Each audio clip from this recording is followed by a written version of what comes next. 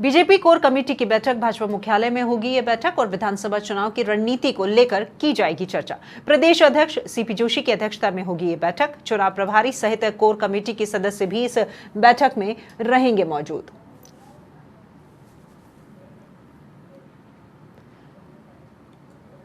तो BJP core committee की बैठक होगी, भाजपा मुख्यालय में होगी ये बैठक। आपको बता दें कि विधानसभा चुनाव की रणनीति,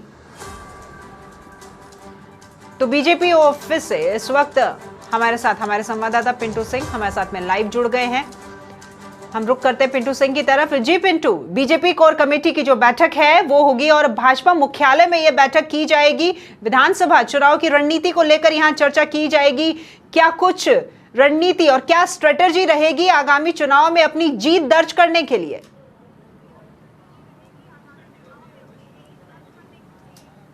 देखिए राखी, विधानसभा चुनाव की रणनीति को लेकर आज एक अहम बैठक बुलाई गई है। कोर कमेटी की बैठक है। शाम 6 बजे ये कोर कमेटी की बैठक होगी और सीपी जोशी जो प्रदेश अध्यक्ष उनकी अध्यक्षता में ये बैठक होगी।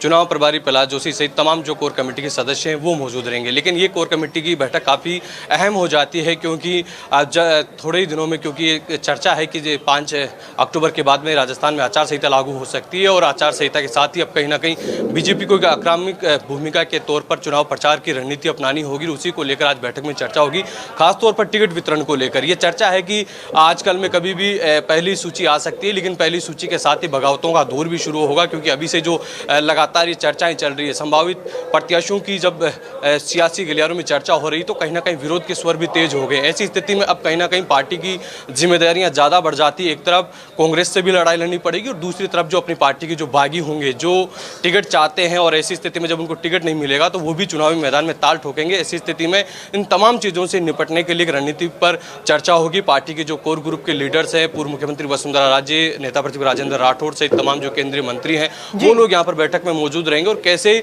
जीताऊ उम्मीदवारों पर दाव खेला जाए, ऐसे प्रत्याशियों को चुनाव मैदान में उतारा जाए। क्योंकि एक फर्स्ट सूची की चर्चा है कि जब केंद्रीय चुनाव समिति की बैठक हुई है तो उसमें करीब 40 से 50 नामों पर सहमति बन चुकी है। तो उस लिस्ट के बाद में जो तमाम जो बाकी विधानसभा क्षेत्र के प्रत्याशी हैं उनकी भी जल्द घोषणा की जाएगी। तो उन तमाम उम्मीदवारों को लेकर भी चर्चा की जाएगी, कौन से ऐसे जिताऊ चेहरे हैं जिन पर दाव खेला जाए। साथ ही जो हाल ही में जो दूसरी पार्टियों को छोड़कर पार्टी में आए हैं और जो ब्यूरोक्रेट्स हैं, उन तमाम चीज़ों को लेकर चर्चा होगी। जो अलग अलग सर्वे आए हैं उनके बेस पर प्रत्याशियों की घोषणा की जाएगी और आगामी दिनों में किस प्रकार से चुनाव प्रचार किया जाए, किस आक्रामक रणनीति के तौर पर चुनाव मैदान में जाया जाए और जो गुटबाजी है उसको कैसे साधने की कोशिश की जाएगी, जो बगावत है उसको कैसे साधने की कोशिश की जाएगी। अलग अलग जिम्मेदारियां तय की जाएगी और लोगों को अब कहीं ना कहीं जो पार्टी के जो वरिष्ठ नेता है उनको अलग अलग काम भी दिए जाएंगे, वो भी तय किए जाएंगे। और चुनाव घोषणा पत्र की बात है, घोषणा पत्र में कौन से वो महत्वपूर्ण मुद्दे हैं उनको लेकर भी चर्चा की जाएगी। क्योंकि जब कल प्रधानमंत्री नरेंद्र मोदी ने चित्तौड़गढ़ से जब सभा को संबोधित किया तो एक नया कहीं ना कहीं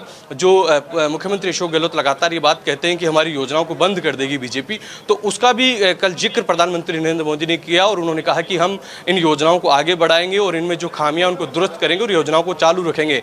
तो कहीं ना कहीं एक चुनौती बीजेपी के सामने बनी हुई है।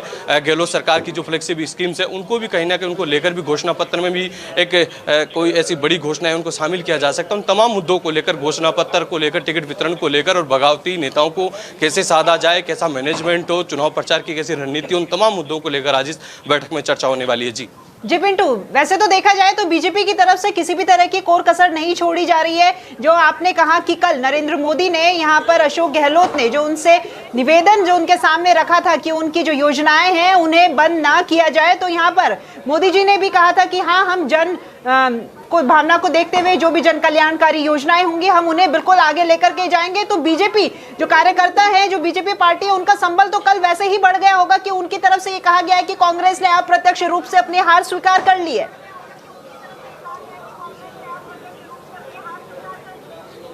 देखिए, निश्चित तौर पर दोनों ही पार्टियों में कहीं ना कहीं खलबली मची और राजस्थान अब जो चुनाव की दहलीज पर आ चुका है। कई सारे बड़े मुद्दे हैं जो अपनों से जूझ रहे हैं और बीजेपी इस वक्त सबसे बड़ी चुनौती यह है क्योंकि जब प्रधानमंत्री नरेंद्र मोदी गहलोत सरकार की योजनाओं का जिक्र करते हैं तो कहीं ना कहीं पार्टी के सामने चुनौती है कि जो फ्लेक्सिबल स्कीम्स है उसमें आम आवाम में चर्चा है तो उसका तोड़ कैसे निकाला जाए।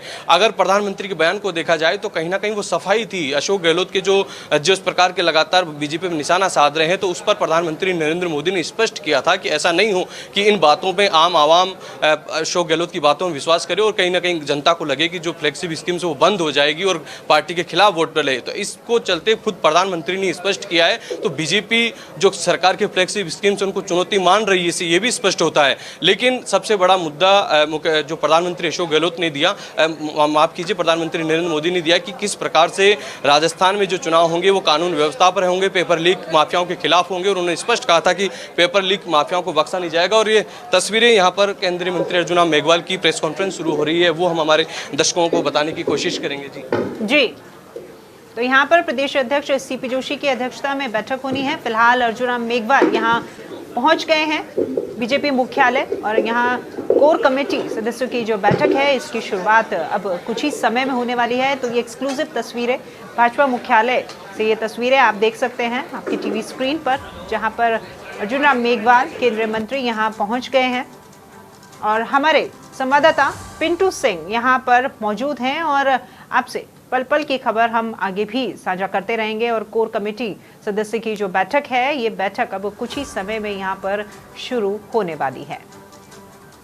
तो बीजेपी की तरफ से यहाँ एक कोर कमेटी की जो बैठक है यहाँ बीजेपी मुख्यालय में की जा रही है। ये बैठक अब कुछ ही समय में शुरू होगी। फिलहाल अर्जुन राम मेघवाल यहाँ पर पहुँच गए हैं और यहाँ पर मीडिया से रूबरू होंगे, मीडिया से मुखातिब होंगे। क्या कुछ कहेंगे अर्जुन राम मेघवाल वो भी हम आपको सुनाएंगे। और इस बैठक में जैसा कि हमारे संवाददाता पिंटू सिंह ने कहा कि इस बैठक में आगामी अब ये जो चुनाव है इसके लिए जो कैंडिडेट्स हैं वो अपनी टिकट को लेकर के काफ़ी उत्साहित हैं और लोग इंतज़ार कर रहे हैं कि यहाँ किस किस को टिकट मिलेगा। और उसी तरीके से यहाँ पार्टी भी अच्छी तरीके से सोच समझ कर मंथन करके ही जो जिताऊ कैंडिडेट्स होंगे उन्हीं को टिकट देगी। और बहुत जल्द इस मंथन के बाद कुछ ही दिनों में बहुत जल्द ये जो कैंडिडेट्स की जो पहली लिस्ट है, उम्मीदवारों की जो लिस्ट है वो भी बहुत जल्द आ जाएगी। तो बीजेपी मुख्यालय में बैठक कुछ ही समय में शुरू होने वाली है।